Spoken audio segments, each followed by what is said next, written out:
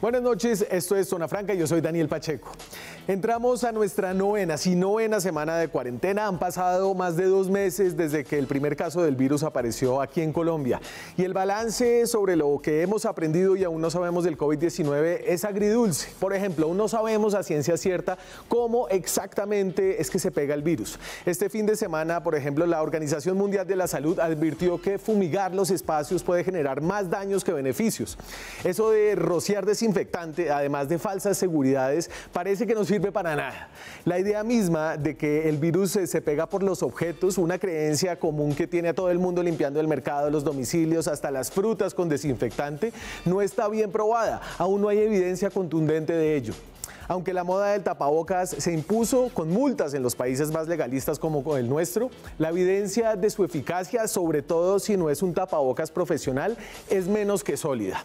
Por otro lado, hay lecciones aprendidas enormes. Colombia, creo, lo ha hecho bien en general, entre el presidente, los alcaldes, los ministros, los médicos y en general la gente. Nosotros hemos logrado tener una de las tasas de contagio más bajas de América Latina, sobre todo relativo a nuestro tamaño y a nuestra porosidad fronteriza. Solo Argentina, de los países con un tamaño similar en nuestro continente, tiene menos casos.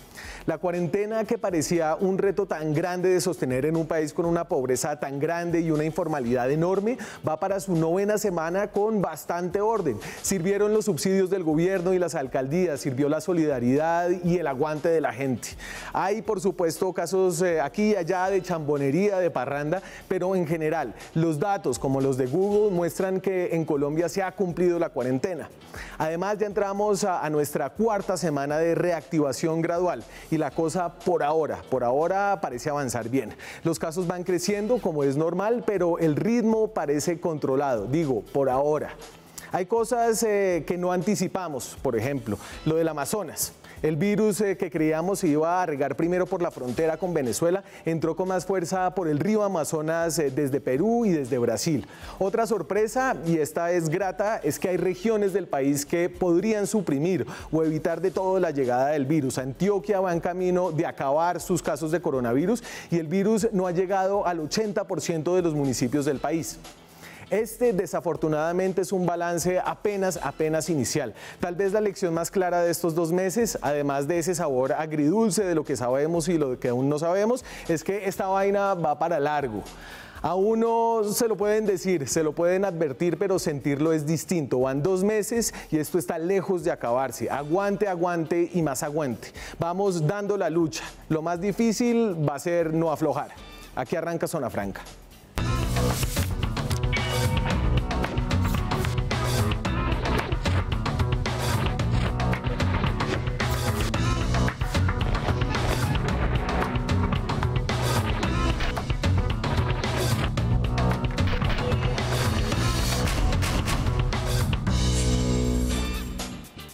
Son las 9:04 de la noche, estamos en directo desde Bogotá, aquí en Zona Franca. Recuerden, nos pueden escribir a nuestro Twitter, @Zona Franca, con el hashtag francamente, con preguntas. Podríamos intentar responder algunas de ellas. Y yo sé que lo primero que me van a decir tal vez en redes sociales es que, ¿cómo así que usted dice que en Colombia vamos bien? En Colombia nunca vamos bien en nada. En este caso, creo que los datos disponibles sugieren que de hecho vamos muy bien si nos comparamos con nuestros vecinos, no tan bien si nos comparamos como países como Corea del Sur, como China o como Nueva Zelanda, que lograron casi que suprimir el contagio del coronavirus, pero en la región vamos bastante bien. Por ejemplo, los casos de Colombia frente a otros pares latinoamericanos, esto es del país de España, entonces aquí están los casos a partir del primer día de 100 casos, ¿cierto? Ese es el día 0 en esta gráfica, y ahí ustedes tienen a Brasil, que va muy por encima, va volado. Este es casos diarios confirmados. Sí, este es casos diarios confirmados. Estas muertes diarias confirmadas, me equivoqué yo con el título. Entonces Brasil ya va acercándose, va superando los 10.000, está Perú por los 2.000 y piquito, está México, que va bastante alto, Chile, que tiene un repunte, Colombia, que está por las 500, y Argentina abajo. Esto muestra que el país, en este caso, está bastante bien. Dame la siguiente, esta sí es la de los casos.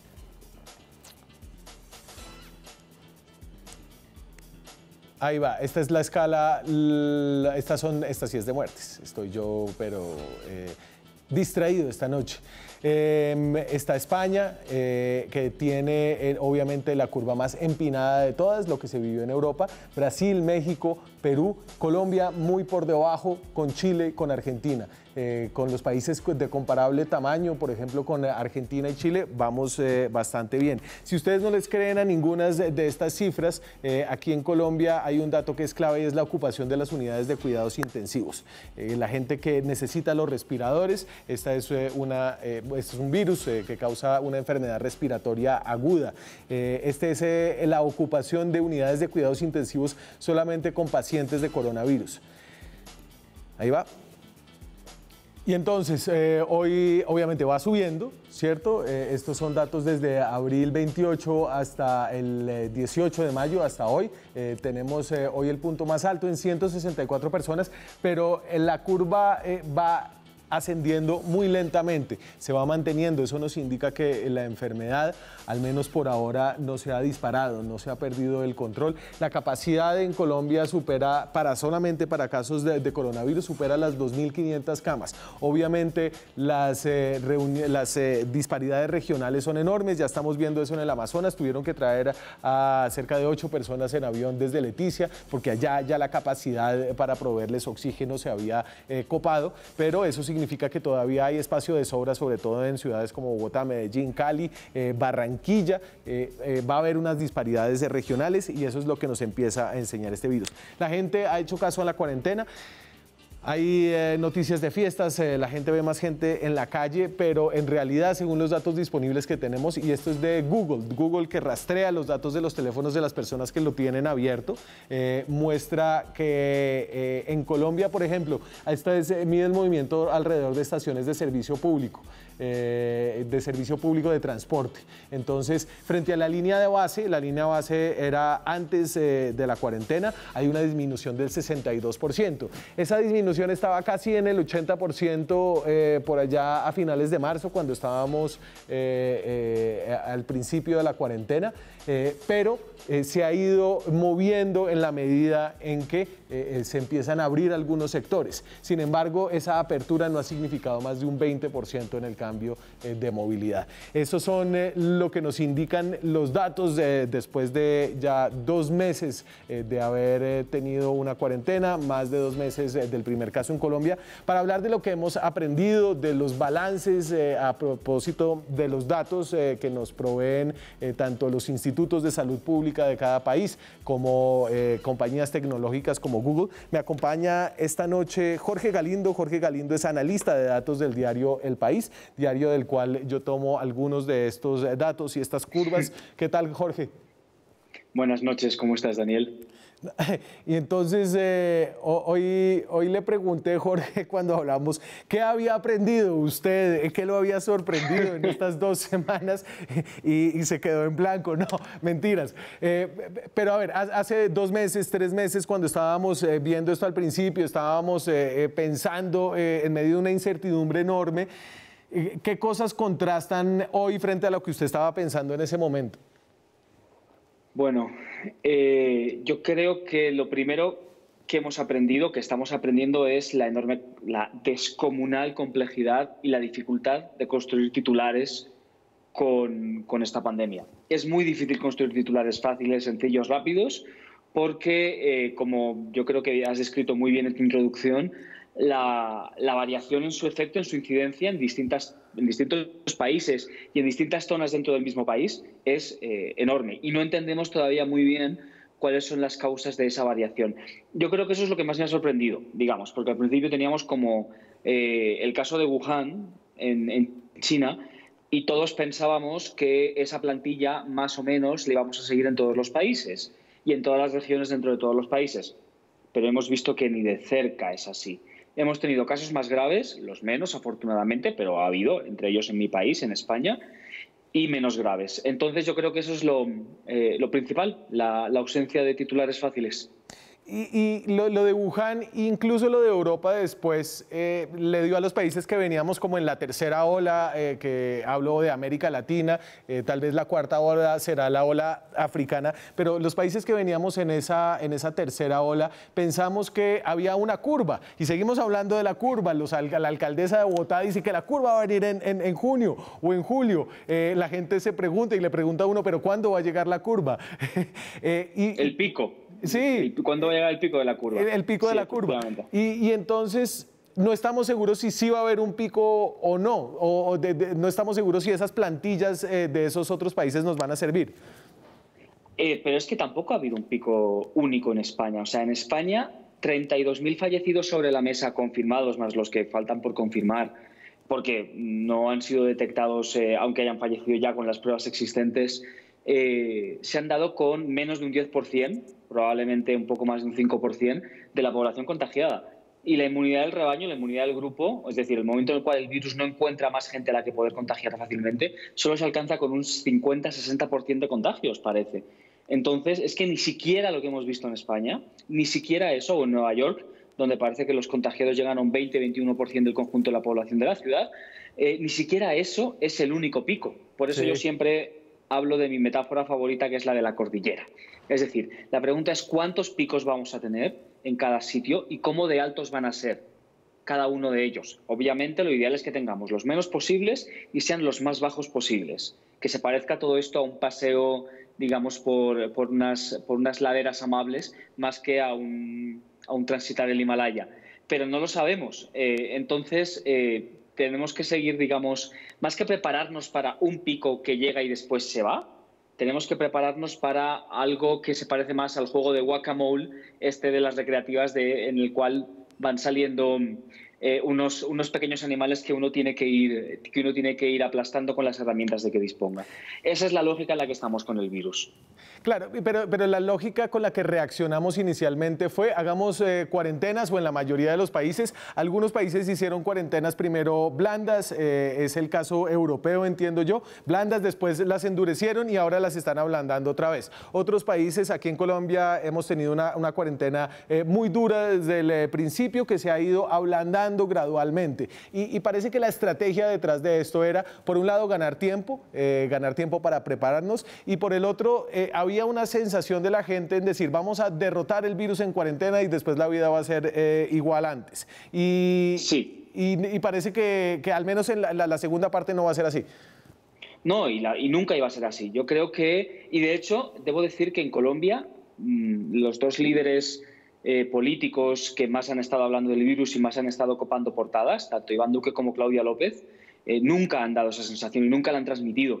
A diferencia de lo que pasó en España, donde esa sensación sí que se dejó como correr por parte de los políticos, aquí ambos líderes siempre han dicho que esto es cosa de un año, que esto es cosa larga. Duque incluso filtró, se habló.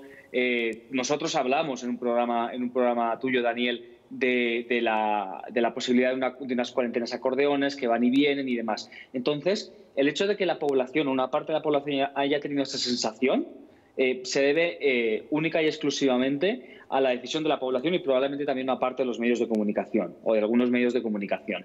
La primera parte del razonamiento, la de las cuarentenas son para ganar tiempo, lo que hacen es que desplazan la curva hacia el futuro, idealmente a un futuro al que nunca llegaremos.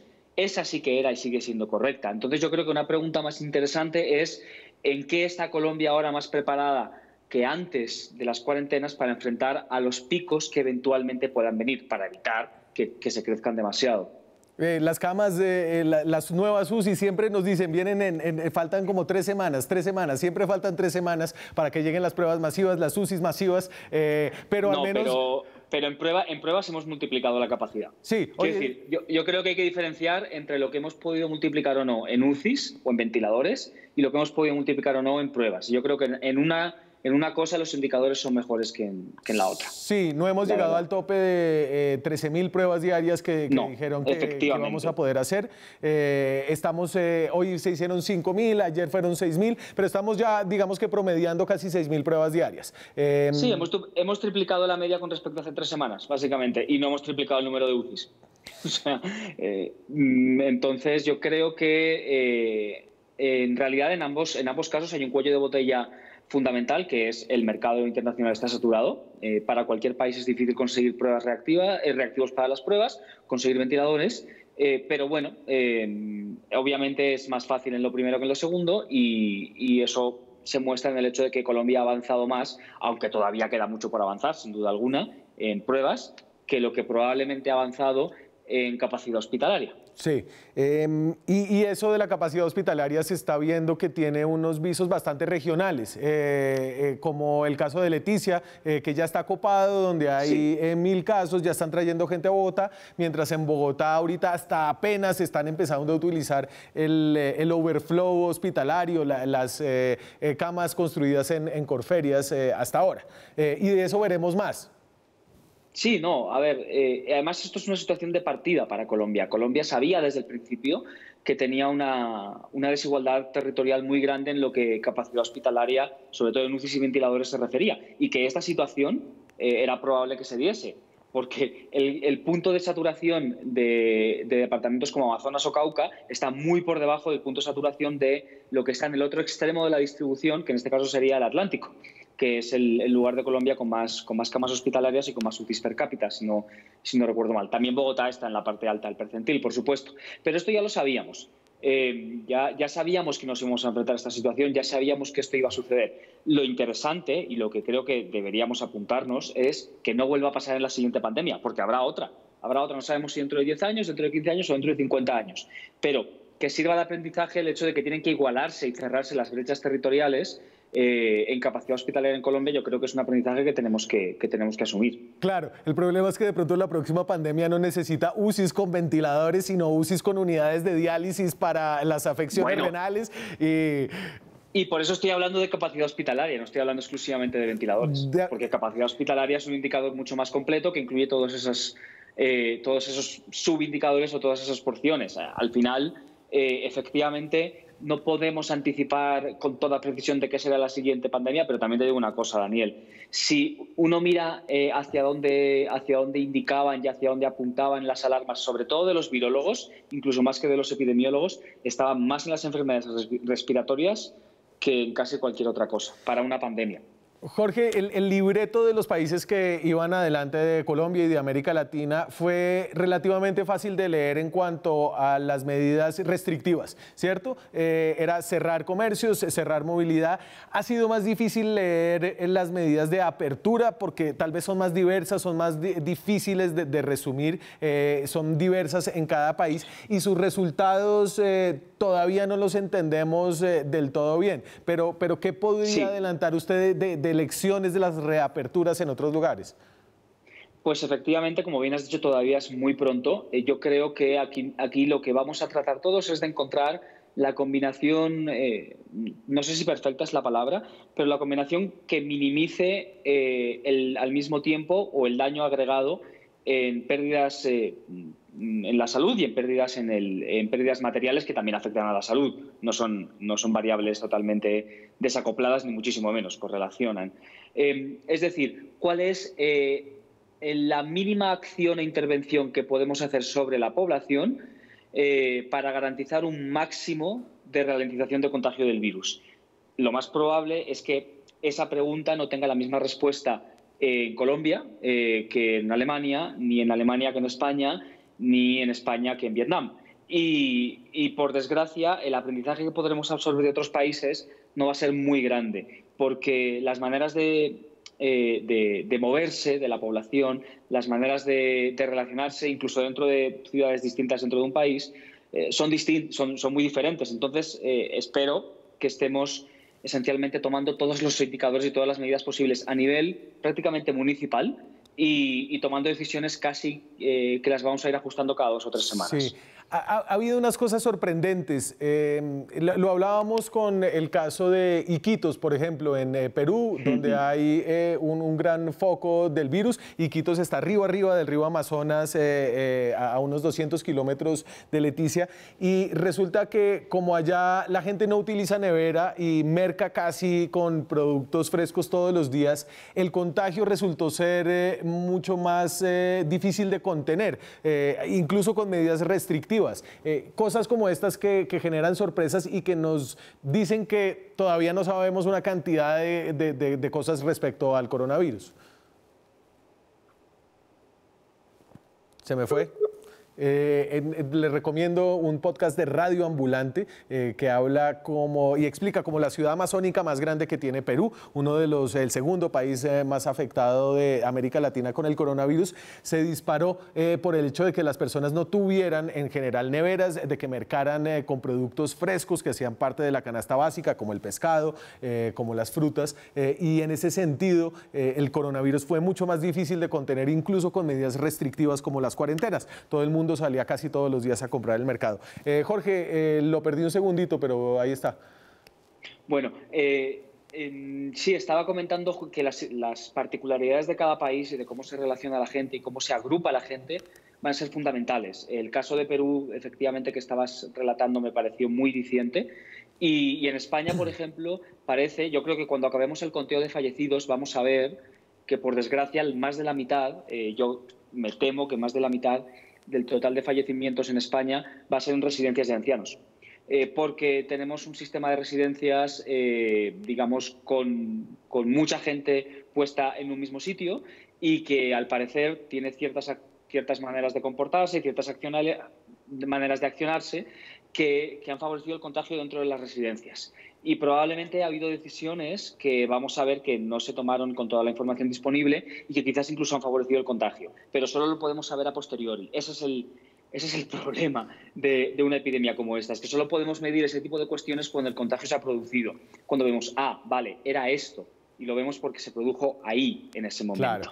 Y Jorge, y está para terminar, usted decía que en España, y más allá del debate acerca de la fiabilidad de los datos, se hizo una muestra más o menos aleatoria y se mostró que sí, el 5% de la población había sido infectada, a pesar de haber vivido ya su propio gran pico, y fue un pico enorme, traumático para un país que tiene además una tasa de homicidios que está desacostumbrado a ver gente morir en esas magnitudes. Pero incluso con esa magnitud que tuvo la epidemia en España, solamente 5%, es decir, estamos muy lejos de la inmunidad de rebaño y en este punto le estamos poniendo todos los huevos de la canasta están en la canasta de la vacuna. Sí, así es. Y la vacuna no hay ninguna varita mágica, y la vacuna tampoco lo va a ser, porque incluso aunque logremos desarrollarla, digamos, en tiempo récord histórico, incluso aunque logremos fabricarla, porque fabricar una vacuna es logísticamente muy complicado, queda la pregunta de quién la va a recibir primero y de cómo se va a distribuir en el mundo, por países y dentro de cada país. Entonces, no vamos a tener nada que nos salve de un día para otro del virus. Vamos a tener muchas palancas, muchas ayudas, las medidas de confinamiento y desconfinamiento, la capacidad de hacer tests, los tratamientos que vayan surgiendo, las vacunas, mejores datos, todo eso son herramientas que vamos a tener, pero ninguna de ellas va a bastar por sí sola, ni siquiera la vacuna. Y eso nos pone en un plazo de más o menos, o al menos 2 años, es decir, esto de que la vacuna va a estar lista para el final de este año, que decía Trump, incluso si fuera cierto, el rango, digamos, de mentalidad al que hay que ponerse acá es de al menos 2 años. Pongámoslo así, si la pregunta es cuándo vamos a poder pasar un día de nuestra vida cotidiana, cualquiera de nosotros, sin pensar en el virus, sí, yo creo que 2020 no va a haber ese día. Y 2021 es poco probable que lo vea también, pero no lo sabemos, no lo sabemos. No lo sabemos, pero creo que ahí la incertidumbre es cada vez menor, desafortunadamente. Jorge, sí, muchas gracias por volver acá. Seguramente, y como nos quedan casi 2 años, pues volverá, y espero que vuelva en unas semanas. Muchas gracias. Gracias a ti. Buenas noches. Nosotros seguimos aquí con esta especie de balance luego de más de 2 meses de haber estado hablando del coronavirus. Nuestro invitado siguiente nos habla desde el punto de vista más cotidiano. ¿Qué sabemos acerca de cómo se pega este virus? ¿Cómo sabemos prevenirlo? ¿Qué sabemos de qué sirve y qué no sirve? Un infectólogo nos acompañará después de comerciales. Ya volvemos.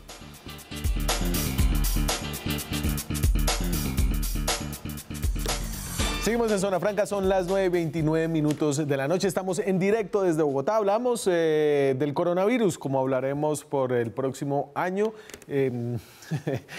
Yo me enredaba un poquito con mis propios datos al principio. Solo un repaso rápido. Casos diarios en Colombia y en América Latina. Estos son casos diarios. Y Colombia va bastante bien. Colombia no ha subido mucho de los 500 casos diarios.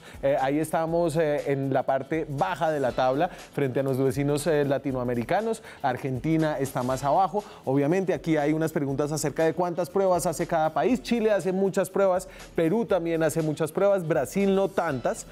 Y México tampoco. Colombia está más o menos en la mitad. Y muertes en Colombia y América Latina, esta también muestra que vamos bien. Colombia está abajo con Chile, con Argentina, mucho más arriba están Perú, México, Brasil y obviamente España al principio. Y ahora sí, retomo para donde iba. ¿Qué sabemos en este balance de más o menos 2 meses después del primer caso en Colombia, de la cuarentena? Me va a acompañar el médico infectólogo del Hospital La Samaritana, Carlos Pérez, a ver qué hemos aprendido en este tiempo acerca de cómo se pega esta vaina. Doctor Pérez, ¿cómo está? Buenas noches, gracias por acompañarme. Hola, Daniel, ¿cómo está? Buenas noches, un placer. Bueno, ¿y usted qué sabe hoy que no sabía hace 2 meses? No, que todos los días vamos a aprender y que cada vez estamos sabiendo menos, a pesar de que nuestro conocimiento es mayor.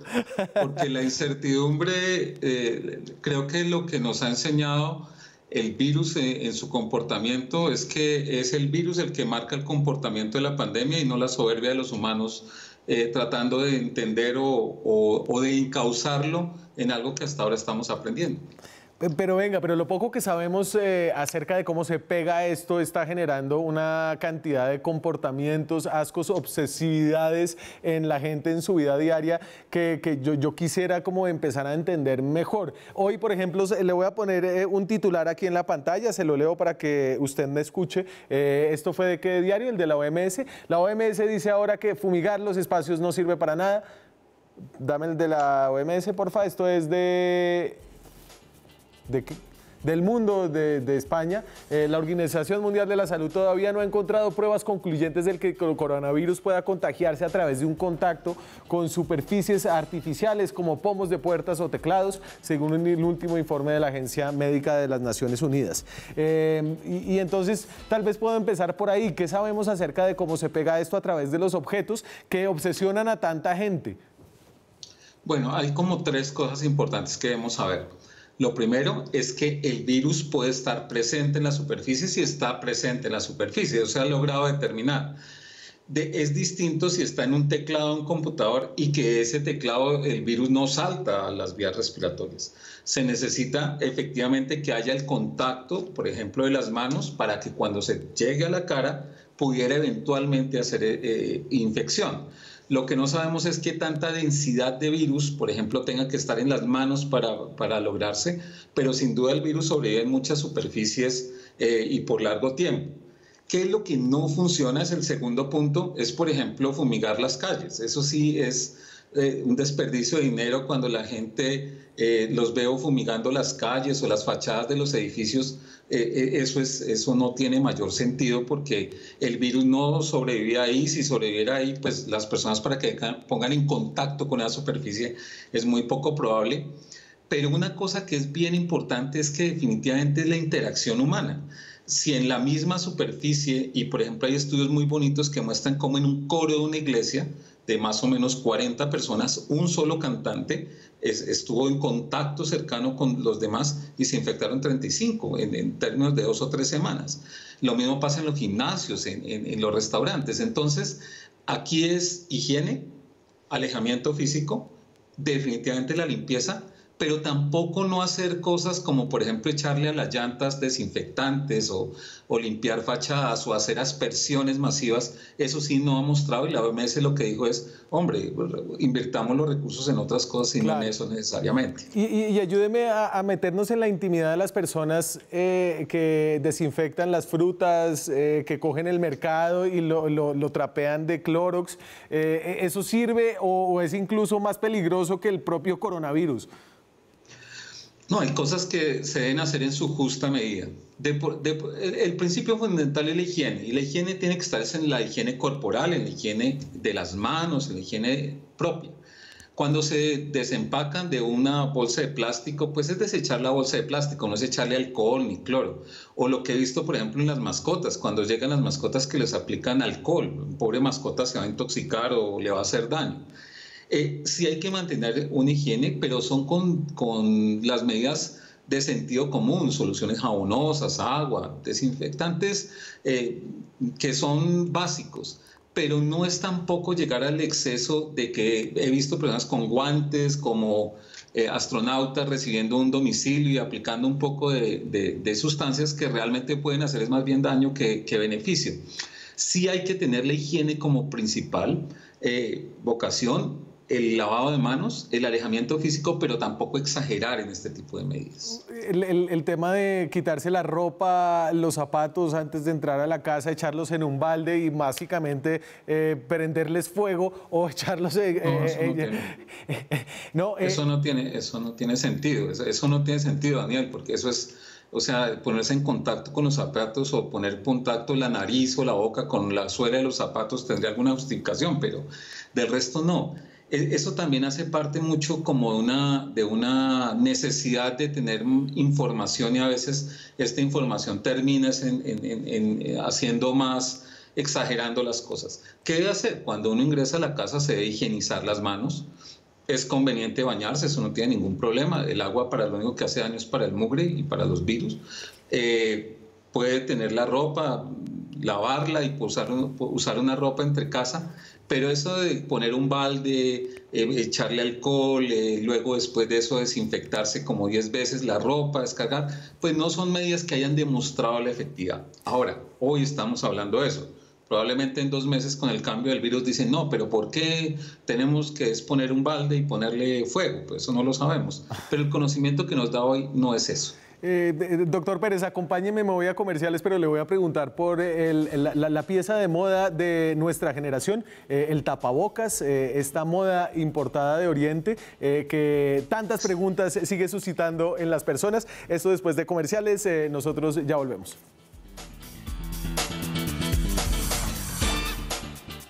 Seguimos en Zona Franca, son las 9:41, estamos hablando con el doctor Carlos Pérez. Carlos Pérez es médico infectólogo y nos está hablando acerca de qué hemos aprendido, acerca de cómo se pega el coronavirus luego de ya más de 2 meses de que haya llegado al país. Y entonces, doctor Pérez, íbamos al tema del tapabocas.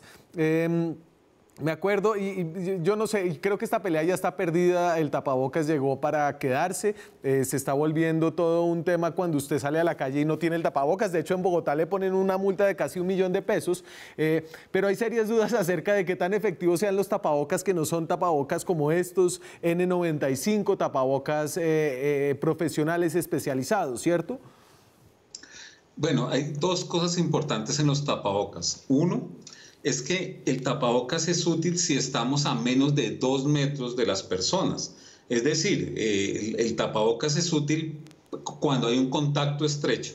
Y eso sucede, por ejemplo, en el transporte público, en una oficina, en un supermercado. Pero realmente el tapabocas, lo importante es que si yo soy una persona que tiene coronavirus y estoy asintomática, evito transmitir a la otra persona. Más que evitar que a mí me dé, es evitar que yo contagie. Ese es uno de los principios del tapabocas cuando hay contacto estrecho. Pero hay otras cosas cuando no se debe usar un tapabocas. Por ejemplo, salir a trotar solo en un parque y andar con tapabocas, se ahoga la gente. O manejar el carro, que está la persona sola, que no hay otra, y se pone un tapabocas, ha demostrado que eso puede incrementar los accidentes. Entonces, el real uso de los tapabocas es para cuando inevitablemente tiene que haber un contacto a menos de 2 metros, nos protejamos y protejamos sobre todo a la otra persona. El problema es que los tapabocas mal usados y sin lavado de manos se vuelven más es un peligro que realmente un beneficio. Y eso tiene que ver con que usted está cogiéndose el tapabocas todo el tiempo, como yo estoy haciendo ahorita, y entonces esta cogida del tapabocas, básicamente, si yo tuviera el virus, me lo traslada a las manos y luego en mis manos, cuando me quito el tapabocas o cuando toco alguna cosa, se queda el virus por ahí, ¿cierto?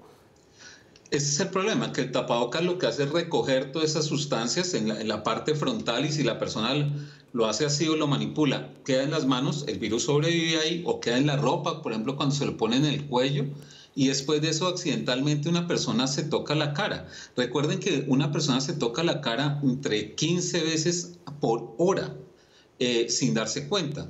Y si tiene un elemento extraño, pues se toca más, se acomoda las gafas, se toca, se recoge el cabello, y ahí es donde se puede incrementar la posibilidad del virus. El tapabocas debe acompañarse de higiene de manos. Y el tapabocas se debe utilizar cubriendo la nariz y la boca, no el cuello, no ponérselo como una banda ahí o como, no sé, he visto unas formas de usar los tapabocas que uno entiende por qué el coronavirus nos está infectando a todos. ¿Y la careta galáctica de plástico? La de soldador. Sí. Esa parece Star Wars cuando las personas... Yo creo que esas caretas tienen una función, por ejemplo, en procedimientos que tienen expulsión, por ejemplo, los odontólogos, personas que tienen contacto muy cercano. Alguien me explicaba que uno no podía decir que es algo más simbólico, porque la de estas caretas, digamos, es una barrera física, y eso es cierto, y se pueden usar. Lo que pasa es que también se pueden recoger mucho mugre, y cuando la persona se retira la careta, si no lo hace de una forma adecuada de la parte interna, sino la coge de la parte externa, nuevamente se contagia las manos. Las barreras físicas son importantes, pero lo más importante es el alejamiento físico. Pero Daniel, alejamiento físico no significa alejamiento social, ni mucho menos emocional. Es que tomemos un poquito de distancia para retomarla después. Sí. Y tenemos que aprender a estar separados. Esa es la esencia de esto. Pero, por ejemplo, si mis papás tuvieran más de 70 años, o mis papás están cerca de los 70 años, yo no he ido a visitarlos en más de 2 meses porque he estado algo expuesto, he salido, he hecho algunas notas en la calle, pero si yo fuera a visitarlos y mantuviera siempre una distancia de 2 metros y fuera juicioso y tuviera un tapabocas, ¿usted cree que eso reduciría dramáticamente la probabilidad de un contagio si yo estuviera contagiado? Y esas son las normas, y lo está haciendo muy bien cuando dice 2 metros, tener el tapabocas, me he higienizado, pero en el próximo año, en próximos 2 años, esa va a ser nuestra dinámica de vida. No es algo que tengamos que hacer por 8 días, 15 días, hasta el 20 de mayo, hasta el 7 de junio. Es una nueva forma que tenemos que adaptarnos a una realidad que es patente. Hasta que no consigamos una solución definitiva, y no es una efímera vacuna ni un medicamento milagroso, sino hasta que haya un constructo realmente que nos elimine este virus, vamos a tener que aprender a hacer este tipo de cosas y no tomarlos como un castigo, sino una adaptación a una nueva realidad. Y nosotros nos vamos a tener que aprender a adaptar, a tener alejamiento físico, a tener extremo cuidado en la higiene, pero no tampoco exagerar, a deprimirse, a pensar que esto es, vamos a sobrevivir. El 97% de la humanidad va a sobrevivir, pero con unas condiciones distintas. Doctor Pérez, ¿qué tanto se ha aclarado la duda de si una vez alguien adquiere el virus, su tiempo de inmunidad es largo, corto o inexistente? El conocimiento que nos da 140 días de enfermedad. La inmunidad sí se presenta. Generalmente después de la 3ª semana todos los pacientes hacen defensas, anticuerpos. Hay una publicación reciente que muestra que al menos los 4 meses duran los anticuerpos y pueden neutralizar el virus, pero no sabemos nada más de ahí. Es probable que no haya reinfección en ese tiempo, es decir, que uno pueda adquirir nuevamente el virus. Sí se puede reactivar, es decir, se puede eventualmente aparecer, pero es lo que sabemos a 140 días. Probablemente en 140 días después vamos a decir duran más o duran menos. Lo que sí no tengo ninguna duda es que no van a durar para toda la vida. Nosotros vamos a perder ese número de defensas, así ha pasado con todos los virus respiratorios, y por eso necesariamente tendremos que adaptarnos a una nueva realidad. Y en esa medida el coronavirus difícilmente va a ser suprimido totalmente de la circulación de distintos virus que hay en el mundo entre la sociedad. Como la influenza, como el VIH, como el dengue, como el Zika. Son virus que cuando ingresan llegan para quedarse. Es probable que el coronavirus tengamos mucho más elementos para poderlo, ojalá, suprimir de la naturaleza, como pasó con la viruela hace 30 años, pero todavía no estamos ni cerquita. Se está trabajando aceleradamente, es impresionante la cantidad de ensayos clínicos que hay en la actualidad, y esperamos que haya una respuesta temprana. pero tenemos que adaptarnos a una nueva realidad, ya no verla como un castigo, ya no verlo como un sacrificio, es aprender a vivirlo. Usted me No convenció. tenemos de otra. Voy a visitar a mis papás.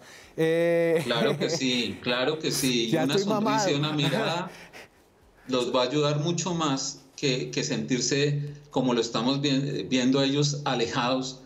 Es que el alejamiento físico no puede ser emocional. Y yo creo que nosotros, donde logremos conectar las emociones, aprendemos a vivir mejor. Ya tengo mamitis. Es el doctor Carlos Pérez, es médico infectólogo del Hospital La Samaritana. Muchas gracias, doctor, por acompañarnos esta noche.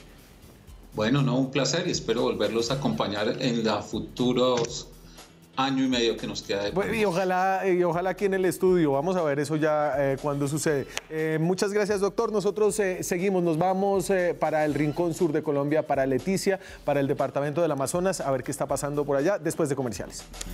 Seguimos en Zona Franca, son las 9:53. El departamento del Amazonas es donde hay el epicentro de la epidemia por ahora aquí en Colombia. Esto seguramente y desafortunadamente irá cambiando de lugar. Pero ¿por qué llegó al Amazonas? Y yo creo que este mapa puede ayudar a entender el departamento del Amazonas. Ahí está el río Amazonas, que es el río de abajo en Brasil. Está Leticia, que tiene 1.006 casos. Leticia es una ciudad con Tabatinga. Tabatinga queda en la frontera, al otro lado, en la frontera brasileña, donde hay 400 casos. Es un pueblo de 61.000 habitantes. Leticia es una ciudad de 32.000. Los dos son la misma ciudad, son una ciudad de más o menos 100.000 habitantes, pero váyanse un poquito hacia Brasil y está Manaus, que tiene 10.000 casos y es una ciudad de 2 millones de habitantes. Manaus, y ahí se bifurca, ahí llega el Río Negro, que es el río Baupés, donde ya llegó el coronavirus de Brasil, donde hay 100 casos, o sigan el Amazonas y llegan a Leticia. Más arriba está Iquitos en Perú, donde hay 2.811 casos. Iquitos, que es una ciudad también mucho más grande que Leticia, de 480.000 habitantes. Esa es la conectividad amazónica de Mitú y de Leticia, y a partir de eso es que uno tiene que entender el flujo de la epidemia del coronavirus.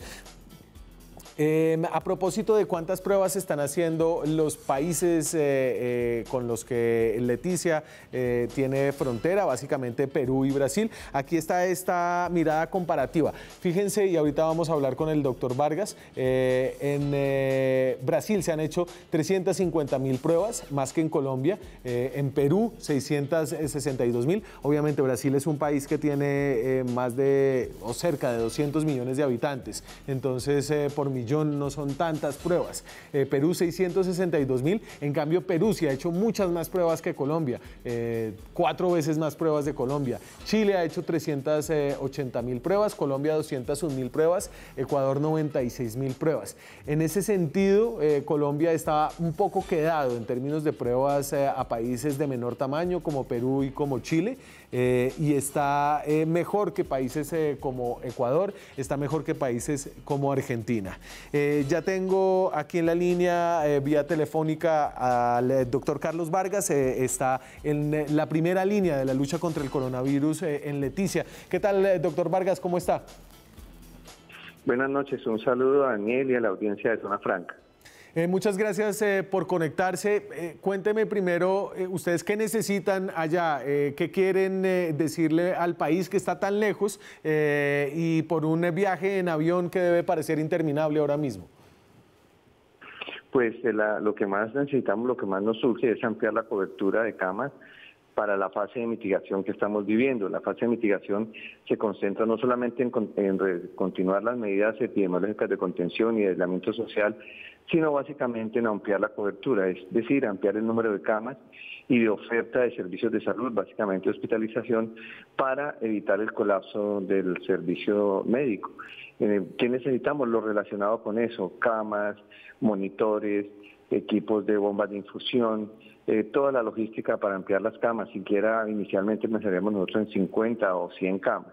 Nosotros ya habíamos hecho un aumento del número de nuestras camas pero la velocidad de la pandemia hace que cualquier preparación resulte insuficiente. Para entender lo que está pasando en Leticia hay que entender lo que está pasando también en Tabatinga, porque son básicamente la misma ciudad. Entiendo que al menos en términos de pruebas hay menos casos confirmados en Tabatinga, que es más grande que Leticia, pero más muertes, lo que le indicaría a uno que tal vez los casos están subrepresentados, igual que en Colombia, pero un poco más del otro lado de la frontera. Sí, en realidad el servicio de Colombia pues tiene un servicio de salud aquí en la frontera que, digámoslo, es de una calidad superior y de una oferta mejor que la de Tabatinga. De tal manera que uno pensar que el número de casos sea menor en realidad en Tabatinga que en Leticia no obedece a un hecho real, sino más bien a un subregistro del número de casos. Probablemente es porque estén realizando menos pruebas.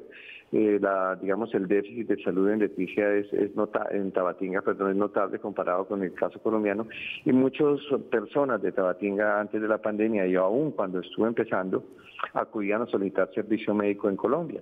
En la medida en que la frontera se cerró, ya no están acudiendo aquí las personas, pero sabemos que Tabatinga está sufriendo fuertemente por la pandemia y que tienen una gran cantidad de mortalidad comparada con el número de pruebas y de casos registrados. Me imagino, doctor Vargas, que hay una preocupación por cómo se está viviendo la situación por fuera de Leticia, que es la ciudad más grande de toda esa región, en las comunidades más pequeñas y que pueda estar ocurriendo que la gente se esté muriendo sin ni siquiera llegar al pueblo. Pues digamos la información estadística que tenemos de hace unos 2 días es que había 149 indígenas infectados y una mortalidad.